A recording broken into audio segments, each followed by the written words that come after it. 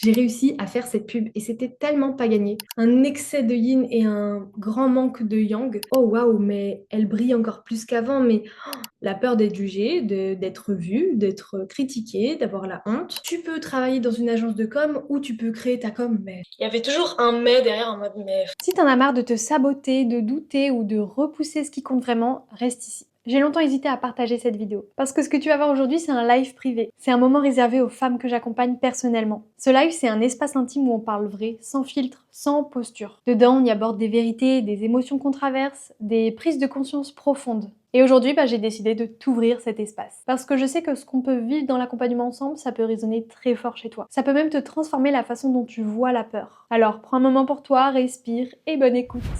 C'est parti, je lance l'enregistrement. Coucou les queens, j'espère que vous allez bien pour ce soir. Je suis trop contente de faire un sujet qui m'a été demandé très rapidement. Donc, je suis trop contente, qui est la peur de l'échec. Donc, la peur d'échouer, la peur de l'échec, ça peut ronger beaucoup de personnes, beaucoup d'entrepreneurs, beaucoup d'entrepreneuses, beaucoup de personnes peuvent ressentir cette peur de l'échec qui cache derrière d'autres peurs. On va en parler. Coucou Alexia. Et surtout, derrière la peur de l'échec, on va regarder comment avancer quand même si on a cette peur, parce que, spoiler, on n'est pas obligé, on ne doit pas attendre que cette peur disparaisse, que toutes nos peurs disparaissent, ce n'est pas possible. Par contre, on peut composer avec. Moi, j'ai tout de suite envie de vous donner l'image d'une voiture. Vous êtes dans votre voiture et vous avez votre peur qui est sur le siège passager et qui commente un petit peu tout ce que vous faites. Donc elle va être là, elle va dire: Oh là là, t'as loupé la préo à droite. Oh là là, vous savez, cette petite voix-là à côté de vous qui est sur le siège passager, qui est en train de commenter tout ce que vous êtes en train de faire, toute votre direction, le chemin que vous faites. Vous avez la peur sur le siège passager. Maintenant, c'est à vous de vous poser la question, est-ce que vous êtes victime de cette peur? Est-ce que vous êtes victime de cette personne qui est assise sur le siège passager? Ou est-ce que vous êtes leader? Est-ce que vous subissez votre peur alors qu'elle n'a même pas le contrôle? Ou est-ce que vous reprenez votre responsabilité? Est-ce que vous êtes leader? En fait,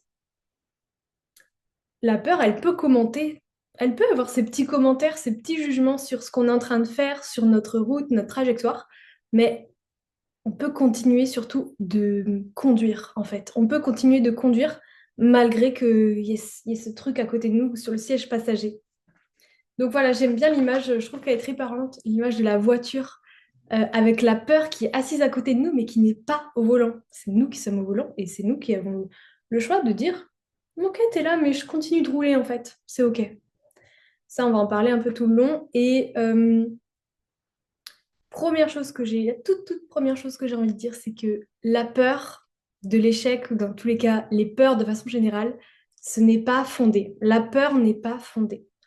J'ai tout de suite envie de partir d'un partage personnel pour expliquer un petit peu, pour illustrer la peur et comment je faisais moi aussi au début. Comment je faisais pour passer à l'action malgré la peur, parce que je ne suis pas née avec une énergie très yang. J'ai été beaucoup dans mon énergie yin, féminine, intuitive, à beaucoup introspecter, analyser, à m'auto-analyser. Et j'ai dû apprendre à rééquilibrer ça, déjà pour construire mon activité d'entrepreneuse et pour vivre ma vie de fan, et pour me sentir épanouie, libre, légère dans ma vie, de façon générale. Donc j'ai dû me bousculer un petit peu, rééquilibrer voilà, cette énergie qui était clairement en carence, un excès de yin et un grand manque de yang. Donc j'aime bien partir de mon histoire. Comment comment je suis passée à femme très timide, qui n'aimait pas du tout prendre la parole en classe, qui se faisait toute petite, même dans son groupe de copines qui était toute petite, qui parlait pas, qui parlait jamais en fait, à femme entrepreneuse, qui entreprend des choses, qui ose des choses, qui fait des conférences, qui fait des lives tous les lundis avec vous. Donc voilà, moi j'ai envie de parler de ça pour illustrer un petit peu. Quand je me suis lancée dans le massage, Donc c'était il y a 4 5 ans. Quand je me suis déjà formée dans le massage, mon premier réflexe, ça a été de me dire, je me forme pour être masseuse, pour travailler dans un spa. Tout de suite, le réflexe de la petite Colline, tout de suite, ça a été ça. Ce sera pour travailler dans un spa.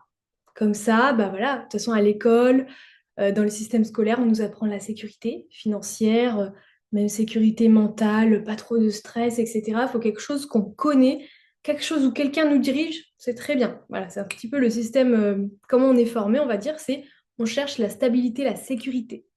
Petite parenthèse aussi, je trouve que dans le système scolaire, on ne nous parle jamais d'entreprendre ou très très peu, ou on nous en parle en mode, bah, tu peux être, moi j'étais du coup, je me suis vite orientée dans le domaine de la communication, tu peux travailler dans une agence de com ou tu peux créer ta com, mais il y avait toujours un mais derrière en mode, mais ça va être long, ça va être risqué, c'est pas sûr, c'est plus compliqué.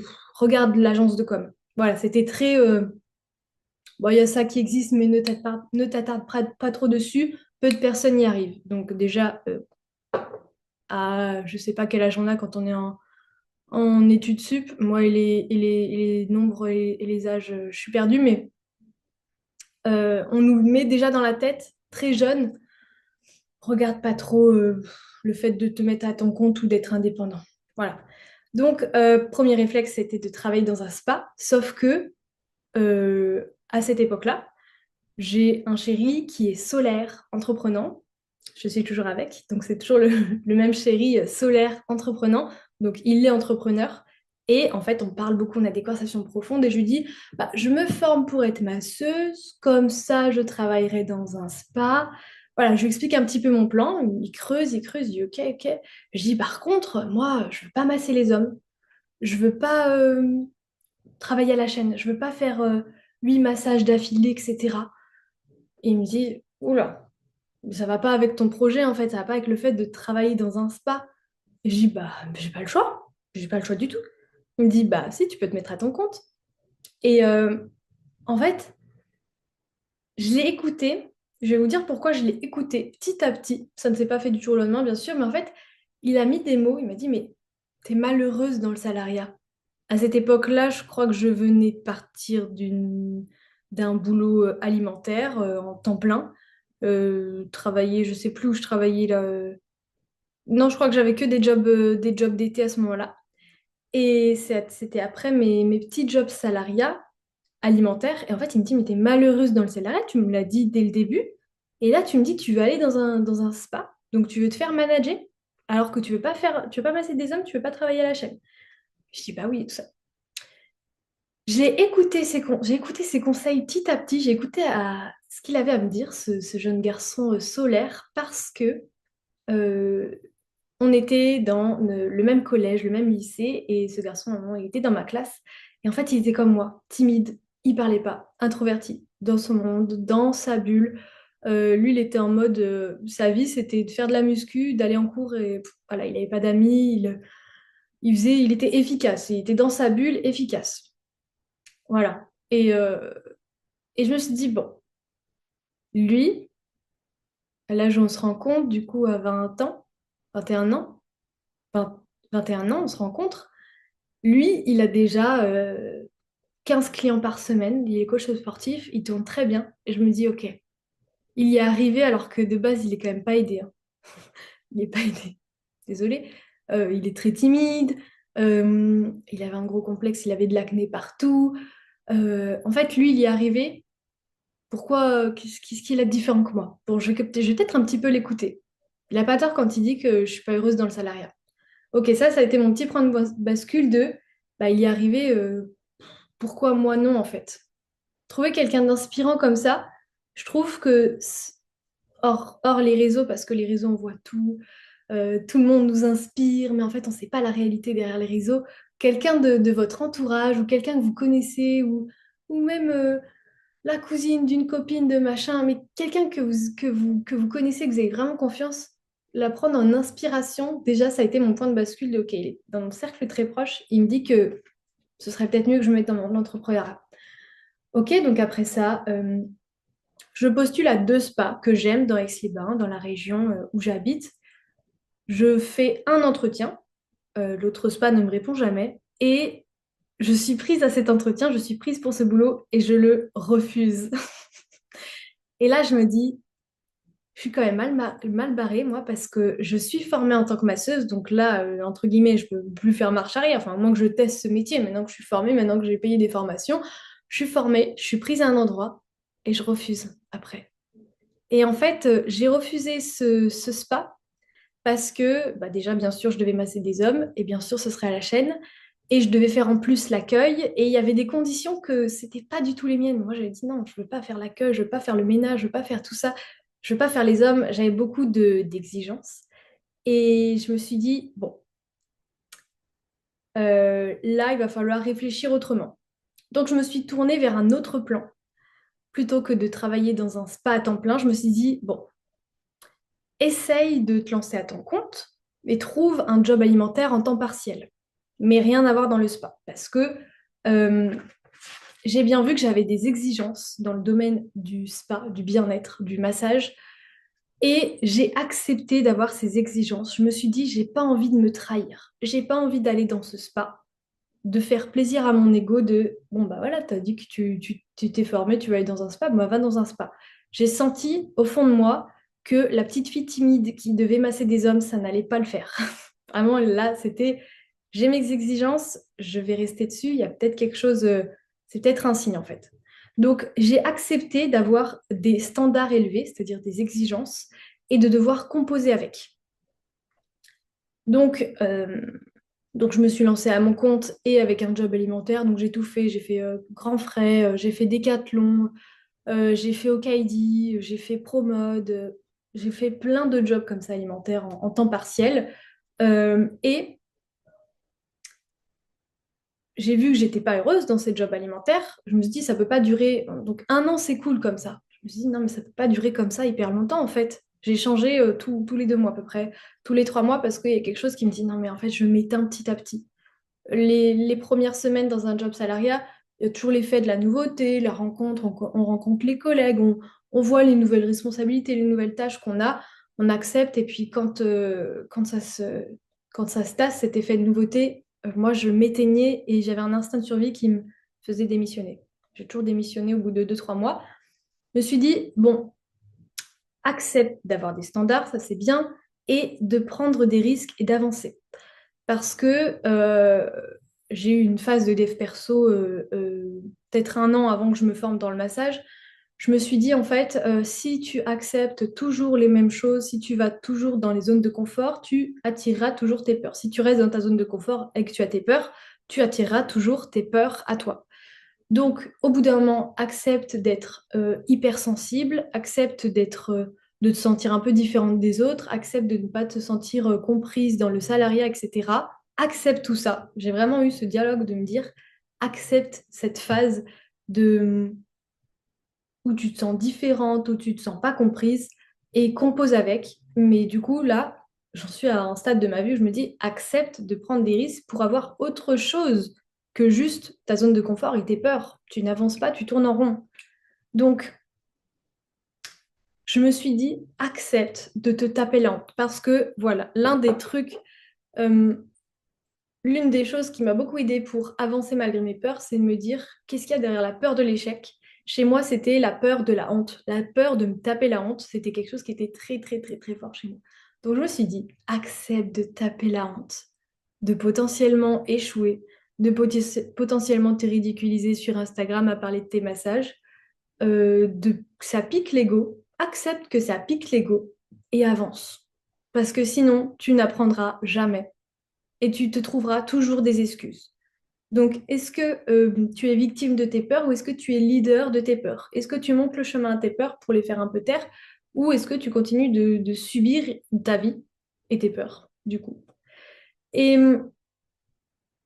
accepte de pas tout savoir en avance. Je me suis dit ça aussi. En gros, accepte de pas maîtriser le truc en fait. Accepte de te lancer dans l'inconnu même si tu l'as jamais fait. Bah c'est OK. Et je suis persuadée il y a quelque chose de profondément à lâcher en fait dans cette histoire, de la légèreté, de la liberté à se mettre à soi-même, la liberté d'échouer au pire des cas et la liberté de réussir au meilleur des cas. Mais si on ne s'autorise pas à échouer, on ne peut pas s'autoriser à réussir. Il y a quelque chose à lâcher, à se libérer et à se dire, bah, j'ai une marge de manœuvre en fait. Et la marge de manœuvre, elle me permet de réussir au mieux ou d'échouer au pire. Mais en fait, le pire, il n'est pas si grave que ça. Le pire, c'est pas la fin du monde non plus. D'échouer, c'est pas la fin du monde non plus. Et à partir du moment où je me suis donné plus de liberté, j'ai repris plus de pouvoir sur ma vie et j'ai repris des responsabilités. Et donc la responsabilité, c'est l'inverse de la victimisation, de se dire oh non, mais j'aime pas mon job salarial, j'aime pas mon temps partiel, ma boss, elle est hyper dure avec moi. Je rentre, je suis épuisée, j'ai mal au ventre, j'ai mes règles douloureuses. En fait, je me suis dit, ben, tu sais quoi, si t'es si mal que ça, bah, ose te montrer, ose peut-être te taper la honte, ose peut-être euh, positif ou négatif. En fait, ça va pas être la fin du monde. C'est pire de se taper la honte, mais d'avancer, ou c'est pire de te taire et de rester dans ton job alimentaire qui t'éteint. Et cette question, elle m'a beaucoup aidée.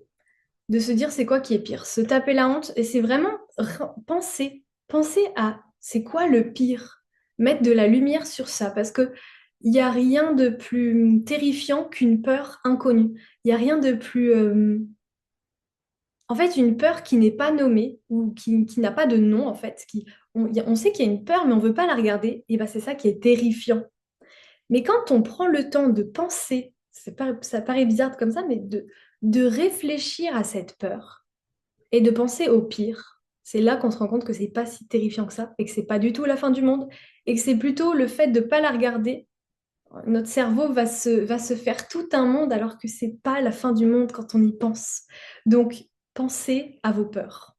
C'est comme ça, c'est en mettant de la lumière sur la pénombre que, en fait, la pénombre va se calmer et se rétrécir toute seule. C'est en mettant notre lampe torche dessus que ça va s'apaiser. Mais par contre, si on est comme ça, qu'on n'allume jamais la lumière, c'est là que ça grandit et que ça nous fait encore plus peur. Mais ça fait pas si peur que ça. Donc, j'ai vraiment regardé ma peur sur mon siège passager et je me suis dit, bah ok, tu sais quoi, j'ai envie de me taper la honte. En fait, je suis à un stade où j'ai envie de me taper la honte pour me sortir de cette situation qui ne me plaît pas du tout. Le salariat et un petit peu de massage. Les massages d'ailleurs que j'offrais beaucoup au début parce que bah, je savais pas me vendre. Vous voulez vous faire masser? Bah, je vous l'offre. Bah oui, je vais vous l'offrir. Donc, offrir à la famille, c'était ma spécialité. Et puis après, ils prennent l'habitude, les années passent et ils prennent l'habitude que tu offres les massages. Après, tu te dis, mais qu'est-ce que j'ai fait? Et là, il faut que je mette mes limites sur le fait qu'ils doivent me payer pour que je les masse. Ça fait encore plus peur. Bon, voilà. Donc l'entrepreneuriat, c'était quelque chose au début. Vraiment, je ramais, mais je me suis dit, bah, en fait, je vais oser être visible sur les réseaux et me taper la honte. Et maintenant qu'on a dit ça, maintenant qu'on parle du fait que il faut être plus responsable face à ses peurs, bah, comment on fait concrètement? Moi, je sais que j'étais quelqu'un, enfin, je suis quelqu'un. J'aime qu'on me prenne par la main. Quand je suis dans des situations qui me font un peu peur, en zone d'inconfort, j'aime qu'on me prenne par la main, qu'on vienne un petit peu en éclaireur et qu'on me guide. Donc, exactement comme vous avez décidé de faire, vous, dans l'accompagnement, vous faire accompagner, bah, moi, je me suis fait accompagner. Déjà, dans mes formations, je suis tombée sur des super formatrices qui avaient ce côté bien-être et business. Donc, bien-être, massage, technique, manœuvre, manipulation, etc. Et comment se vendre, comment poser ses limites, comment se faire respecter, comment s'organiser dans son côté plus bah, chiffres, compta, etc. Et ça m'a énormément aidé. Et moi, je suis quelqu'un vraiment, j'aime. Quand quelqu'un m'accompagne et me guide, je lâche prise et je fais confiance rapidement. Et ça, c'est quelque chose, je pense qu'il faut, c'est vraiment une qualité de lâcher prise face à quelqu'un qui vient en éclaireur, nous guider. Voilà, donc moi, ce qui m'a vraiment aidé, c'était que j'aime qu'on me prenne par la main. Et mon chéri qui était très entreprenant déjà, qui avait son activité qui tournait super bien, je me suis laissée un petit peu guider par lui et j'ai eu la chance du coup de connaître, de rencontrer rapidement plein de beaux entrepreneurs. Donc des amis à lui et des amis qu'on s'est fait petit à petit à deux, des couples entrepreneurs, etc. Et qui m'ont rapidement appris l'art de vivre, on va dire, l'art de vivre du step by step, donc vraiment étape par étape. Et ça, je crois que dès le début, je l'ai adopté en tant que philosophie, le step by step. Ok, on veut être responsable face à nos peurs, on veut quand même avancer. On avance étape par étape. Ça ne sert à rien de se mettre en haut de la montagne et de faire waouh, j'ai toutes ces marches à monter. Et bah, ça va être la merde. Ça ne sert à rien de faire ça. Donc, on ne se met pas tout en haut de la montagne, de la colline. On se met en bas de la montagne, on regarde la prochaine étape, la prochaine marche, et on regarde juste ça. On ne regarde même pas celles qui sont au-dessus, ça ne sert à rien, c'est vertigineux. D'ailleurs, qu'on soit d'en haut ou d'en bas, quand on regarde, c'est vertigineux. Donc, on regarde juste le prochain palier, la prochaine marche. C'est la plus importante, c'est celle qui nous permet de passer à celles qui sont au-dessus. Donc, on regarde seulement la prochaine étape. Et ce truc, alors moi déjà, j'adore le minimalisme. J'adore la simplicité, donc autant vous dire que cet art de vivre step by step, ça m'arrangeait bien, ça m'allait bien. Je me suis dit, c'est parfait, on va tenter le step by step. Et c'est comme ça que j'ai eu l'idée. Avec mon chéri, on m'a construit un plan d'action pour comment je pouvais réussir à me vendre en tant que masseuse. Donc, on a littéralement fait une fiche, on a vraiment fait une fiche et on a noté les 7 étapes pour que Colline réussisse à prendre confiance en se vendant. Et je ne passais pas à l'étape numéro 2 tant que je n'avais pas franchi l'étape numéro 1, tant que je n'avais pas fait le petit check de l'étape numéro 1, je ne franchissais pas l'étape numéro 2. Et j'ai toujours fait comme ça, j'ai toujours regardé la première étape et j'ai caché la suite. Hein. Évidemment, je connaissais, c'est moi qui avais rédigé mes 7 étapes, mais une fois que j'avais rédigé les 7 étapes, je les oubliais et je regardais juste la prochaine marche et c'est tout.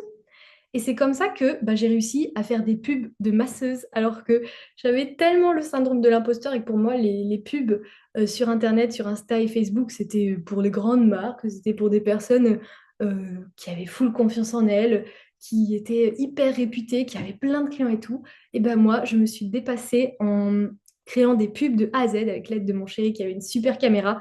J'ai rédigé mon script, donc tout ce que j'allais dire dans ma pub. J'ai eu les idées de plans, j'ai eu les idées j'ai appelé une cliente pour lui dire est-ce que tu serais OK de passer pour moi dans une publicité qui va être diffusée de partout sur Instagram et Facebook. Et j'étais trop fière de moi parce que grâce à cette étape, j'ai réussi à faire cette pub et c'était tellement pas gagné. Donc voilà, les 7 étapes, ça m'a trop aidé. Et en vrai, mes peurs n'ont pas disparu. Elles se sont peut-être déplacées parce que j'ai déplacé ma zone de confort. Donc, il y a toujours des peurs de l'autre côté de la zone d'inconfort, du coup, de l'autre côté de la zone de confort, pardon. Mais en fait, juste, j'ai appris à ne plus m'identifier. Et j'ai appris à les laisser être là et ne pas laisser être là, mais en même temps, ne pas les laisser prendre trop de place et ne pas les laisser me diriger. Et la peur, c'est pas quelque chose de mauvais, c'est un indicateur pour nous dire que ce qu'on fait, c'est assez audacieux pour nous. Maintenant, à nous de leur laisser la place juste ce qu'il faut. Elles ont le droit d'exister, mais elles n'ont pas le droit de prendre le volant. Elles n'ont pas le droit de nous faire perdre le contrôle de notre vie, de notre trajectoire. Et si je pouvais, du coup, synthétiser tout mon blabla là que j'ai fait, ce que j'ai compris je vais boire un petit coup d'eau, ce que j'ai compris pour avancer malgré la peur qui était pour moi, du coup, la peur de la honte, c'était déjà bah, justement d'identifier clairement la peur. Parce que la peur de l'échec, c'est trop large. La peur de l'échec, ça veut tout et rien dire. La peur d'échouer, la peur de l'échec, oui, mais ça regroupe plein de peurs. Donc, est-ce que c'est la peur d'être nul? Est-ce que c'est, d'ailleurs, Alexia, si tu veux écrire dans le chat ou le garder pour toi, tout est OK. Est-ce que c'est la peur d'être nul? Euh, Est-ce que c'est la peur de manquer quelque chose? Est-ce que c'est la peur d'être jugé? Voilà, moi du coup c'était la peur d'être jugé. La peur d'être jugé, d'être vu, d'être critiqué, d'avoir la honte. Voilà, donc d'identifier ça pour la voir et pour qu'elle soit moins terrifiante. Parce que voilà, une peur qui n'est pas nommée, c'est ça qui est terrifiant. C'est d'être dans le déni qui est terrifiant. Oui, c'est la peur d'être jugé par mes proches. Ok, bah super de la nommer déjà. Donc déjà, tu as avec la lampe torche et tu la vois, cette peur d'être jugé. Et tu peux voir aussi la grandeur qu'elle a, la taille qu'elle a. Une fois que tu vois ta peur, tu as identifié ta peur, et ben la chose qui m'a énormément aidée, c'était d'être douce avec moi-même. Sois douce avec toi parce que la peur, c'est normal qu'elle soit là. Tout le monde a des peurs.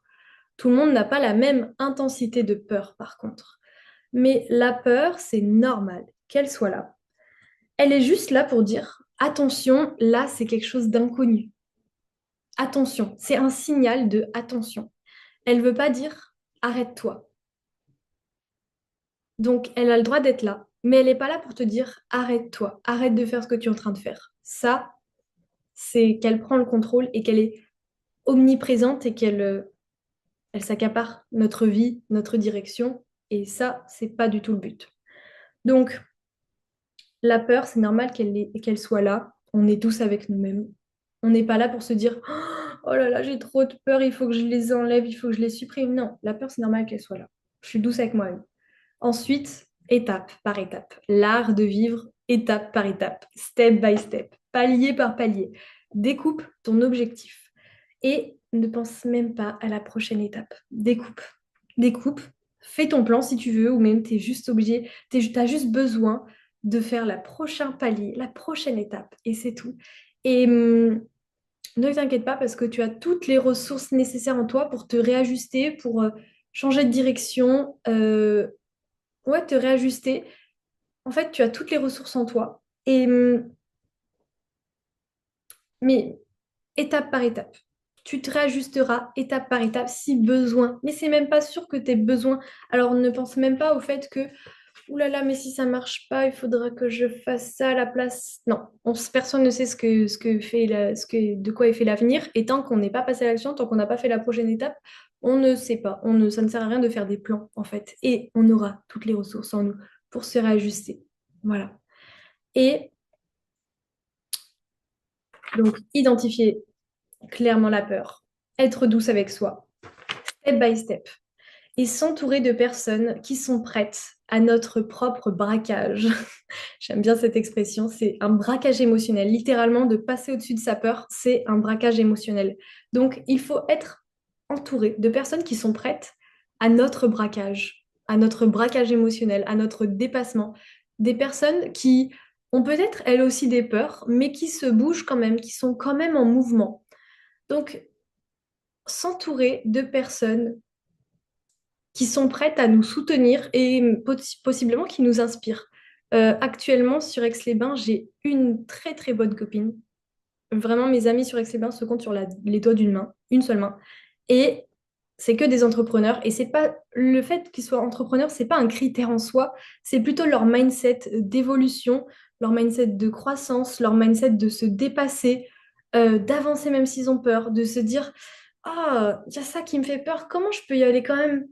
Ah ouais, d'accord. C'est plutôt nos discussions profondes qui font que ce sont mes amis et qu'ils se comptent sur les doigts d'une main.